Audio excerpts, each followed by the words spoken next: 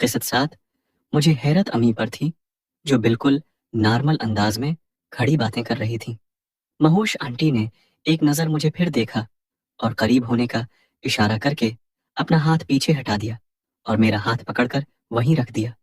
انہوں نے 3-4 بار یہ حرکت کی اور پھر اچانک لائٹ چلی گئی۔ جیسے ہی لائٹ گئی تو مہوش آنٹی نے میرے ہاتھ کو پکڑ کر زور سے حرکت دی اور پھر چھوڑ دیا، اور میں اب خود سے ہی کرنے لگا تھا کہ اندھیرے میں مجھے امی آگے اچھلتی محسوس ہوئی اور انہوں نے بے ساختہ اونچی آواز میں کہا، اوے کون بدتمیز ہے؟ اور انہوں نے پیچھے مڑ کر دیکھنے کی کوشش کی، لیکن مہوش آنٹی ایک دم ان کے پیچھے ہو گئیں اور ہنسنے لگ گئیں، اور آہستہ سے ان کی ہلکی سی آواز گونجی، ارے پاگل، میں ہی ہوں اور کون ہوگا، اب سارے لوگوں کو بتائے گی؟ اور میں تیزی سے باہر کو بھاگا اور جا کر مجیب کے ساتھ بیٹھ گیا۔ مجیب میری تیز چلتی سانسوں کو دیکھ کر بولنے لگا، آبے کیا ہو گیا ہے؟ بھوت دیکھ لیا ہے کیا؟ کیوں اتنا ڈرا ہوا ہے؟ میں نے کہا، کچھ نہیں، وہ بس لائٹ چلی گئی تو اندھیرے میں فرش پر گر گیا تھا اس لیے۔ تو مجیب کھل کھلا کر میرا مذاق اڑانے لگا، لیکن اس وقت میرے ذہن میں صرف امی کے الفاظ ہی چل رہے تھے کہ اوے کون بدتمیز ہے، اور یہ سوچ سوچ کر ہی ڈر رہا تھا کہ کہیں امی نے مجھے پہچان نہ لیا ہو۔ کچھ دیر کے بعد امی اور مہوش آنٹی باہر آئے اور امی نے مجھے دیکھ کر کوئی ایسا سائن نہیں دیا جس سے مجھے اندازہ ہو گیا کہ مہوش آنٹی نے بات کو سنبھال لیا ہے۔ کچھ دیر میں ہم گھر پہنچے، لیکن اس دوران مجھے محسوس ہوا کہ امی کچھ مدہوش سی ہو رہی تھی، جیسے کہ کوئی نشہ وغیرہ کیا ہو انہوں نے۔ لیکن پھر میں نے یہ سوچ کر اس بات کو جھٹک دیا کہ شاید تھک گئی ہوں گی، اس لیے اس طرح کر رہی ہیں وہ۔ بہرحال ہم گھر پہنچے تو میں اپنے کمرے میں جا کر چینج کرنے لگا اور مہوش آنٹی امی کو لے کر ان کے کمرے میں چلی گئی۔ گھر میں سب سوئے ہوئے تھے، اب وہ بچوں والے کمرے میں ان کے ساتھ سوئے تھے۔ میں نے چینج کر کے سوچا کہ جا کر ایک بار دیکھ آتا ہوں کہ مہوش آنٹی اپنے گھر گئی ہیں یا پھر ابھی تک یہیں ہیں، اور اگر یہیں ہوں تو ان سے پوچھ لوں گا کہ امی کو کس طرح سنبھالا انہوں نے۔ میں امی کے کمرے میں دروازے سے جھانکنے ہی لگا تھا کہ دروازہ کھلا اور مہوش آنٹی میرے سامنے تھی۔ مہوش آنٹی نے مجھے راستہ دے کر اندر آنے کا اشارہ کر دیا۔ میں نے دیکھا کہ امی بستر پر پڑی خراٹے لے رہی تھیں، اس لیے میں بے فکر ہو کر اندر داخل ہو گیا۔ پیچھے سے مہوش آنٹی بولی، دیکھا کتنی بڑی شریف بن رہی تھی تیری ماں۔ مہوش آنٹی نے امی کی طرف دیکھ کر پھر مجھے دیکھتے ہوئے کہا اور اپنی چادر اتار کر سائیڈ پر پھینک دی۔ میں نے جلدی سے ان کے قریب ہوتے ہوئے ان سے سرگوشی میں کہا، آنٹی آہستہ بولیں، امی جاگ جائیں گی۔ وہ بولے، فکر مت کرو، اس پر پورا محلہ بھی چڑھا دو تو یہ نہیں جاگے گی۔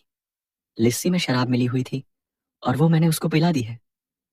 میں نے کہا، آنٹی ایسا کیوں کیا آپ نے؟ امی کو شراب کیوں پلوائی؟ مجھے یہ بات بہت بری لگی تھی اور میں نے آنٹی سے سخت لہجے میں یہ بات کی۔ آنٹی نے میری طرف حیرت اور غصے سے دیکھا اور کہا، اور امی میں یہ سب تیرے لیے کر رہی ہوں اور تو مجھ پر ہی غصہ کر رہا ہے۔ مجھے آنٹی پر پہلے ہی غصہ تھا کیونکہ وہ امی کو گالیاں دے رہی تھی، اور امی کو شراب پلانے والی بات تو مجھے اور بھی بہت بری لگی کہ انہوں نے کسی اور کے ساتھ مل کر امی کو شراب پلا دی ہے۔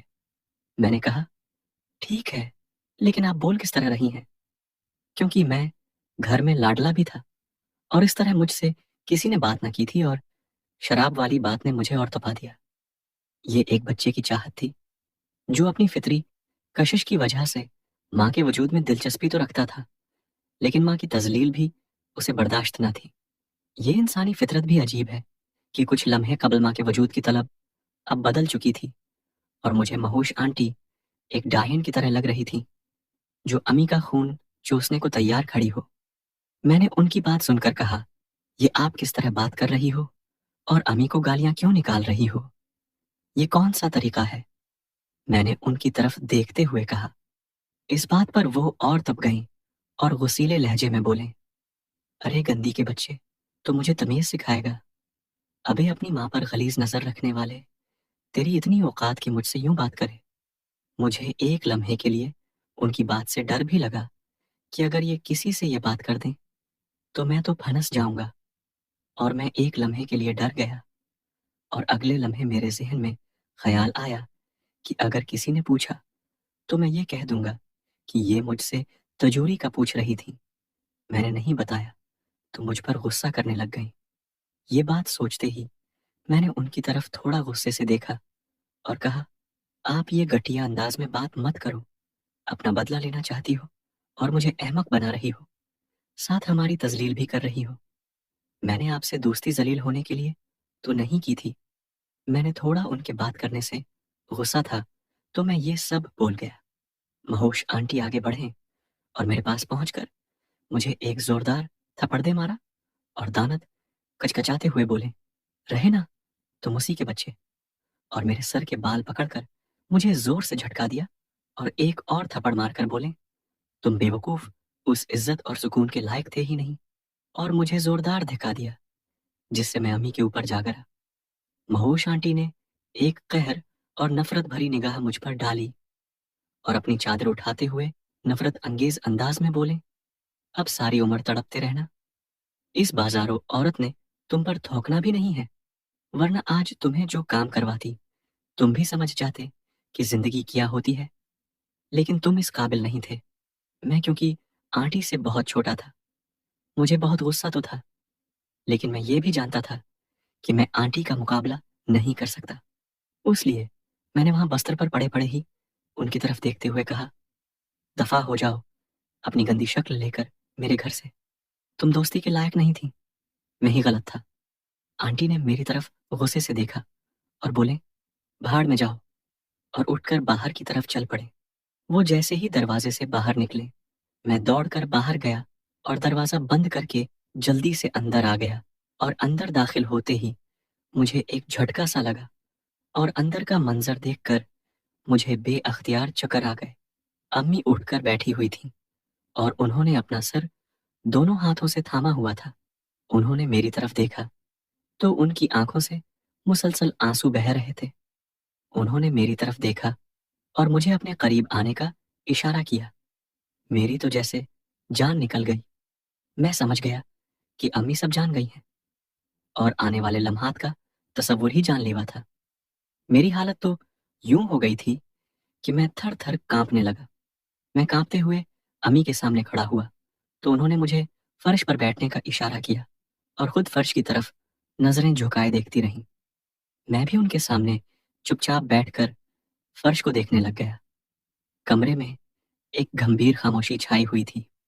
کچھ دیر اسی چپ کے بعد امی نے خاموشی کو توڑا اور اسی طرح سر جھکائے بولنا شروع ہوئی، میں کچھ تو سمجھ گئی ہوں کہ معاملہ کیا ہے، لیکن ایک بات مجھے سمجھ نہیں آ رہی کہ میری تربیت میں کہاں کمی رہی جو تم مجھ سے بات کرنے کے بجائے اس کلموہی کے قریب ہوئے۔ مجھے ساری بات شروع سے بتاؤ اور کوئی جھوٹ مت بولنا، سچ بولو گے تو تمہاری جان بچ جائے گی، ورنہ مجھے 70% بات تو پتہ چل ہی چکی ہے۔ امی نے سر نیچے جھکایا ہوا تھا لیکن ان کی آواز میں بہت سختی تھی۔ میں نے ان کی طرف ڈرتے ڈرتے ایک نظر ڈالی اور پھر شروع سے آخر تک تمام بات ان کو بتا دی، جس میں سکول میں ان کو مجیب والی بات پتہ چلنے سے لے کر مہوش آنٹی تک بتانے والی ہر بات شامل تھی، لیکن مہوش آنٹی کے ساتھ ہوئی وارداتوں والی بات میں گول کر گیا۔ امی اس دوران ناخن سے فرش پر لکیریں لگا کر کھرچتی رہیں اور میری بات سنتی رہیں۔ میری ساری کہانی سننے کے دوران انہوں نے ایک بار بھی میری طرف نہ دیکھا اور نہ کوئی تبصرہ کیا، بس چپ چاپ میرے سے ساری بات سنتی رہیں۔ میں جب بول کر چپ ہوا تو انہوں نے میری طرف دیکھا اور میرے چہرے پر انگولیوں کے شاید نشان تھے جس کو انہوں نے انگولیوں کی پوروں سے سہلایا۔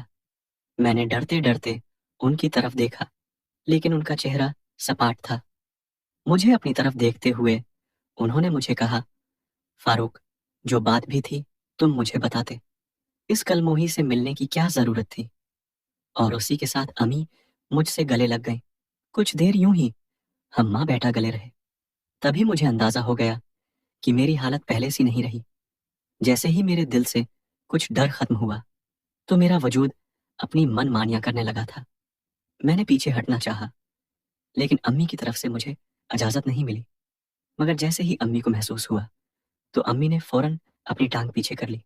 میں بھی سنبھل گیا اور دل ہی دل میں خود کو کوسا اور اپنا نچلا حصہ ان سے الگ کر لیا، لیکن اوپر میں